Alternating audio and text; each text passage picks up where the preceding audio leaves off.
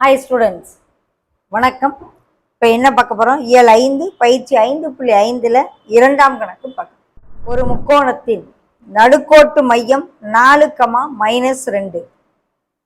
நடுக்கோட்டு மையம் 4, -2 மற்றும் அதன் இரு முனை புள்ளிகள் கொடுத்துருக்காங்க. ஏ, பி, சி 3 முனைகள் எடுத்துக்கிடுவோம். இரு முனை புள்ளிகள் கொடுத்துருக்காங்க. 3, -2, 5, 2. மூன்றாவது முனை என்னன்னு தெரியல, கண்டுபிடிக்க சொல்கிறாங்க. அதை x3 y3ன்னு எடுத்துக்கிடுவோம். இதை x1 y1 x2 y2ன்னு எடுத்துக்கிடுவோம். ஸோ நடுக்கோட்டு மையத்தை x, yன்னு எடுத்துக்கிடுவோம்.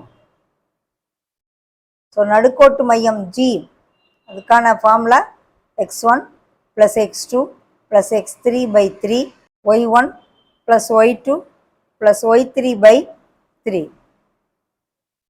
இதுதான் நமக்கு நடுக்கோட்டு மையம் G கொடுத்துருக்காங்க. 4, -2 கொடுத்துருக்காங்க. தட் இஸ் ஈக்குவல் டு, இப்போ நம்ம என்ன ஃபார்முலா படி போட போகிறோம்? x1 + x2 + x3/3 y1 + y2 + y3/3.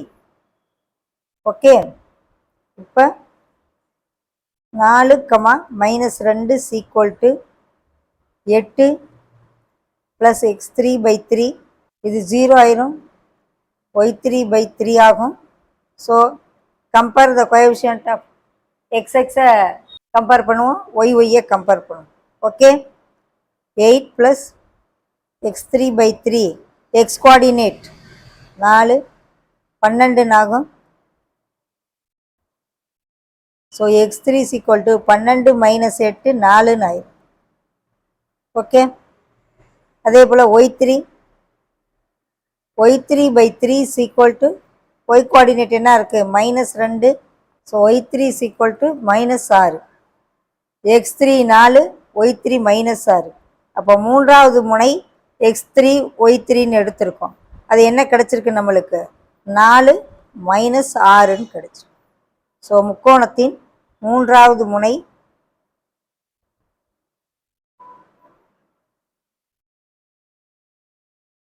4, -6. Okay.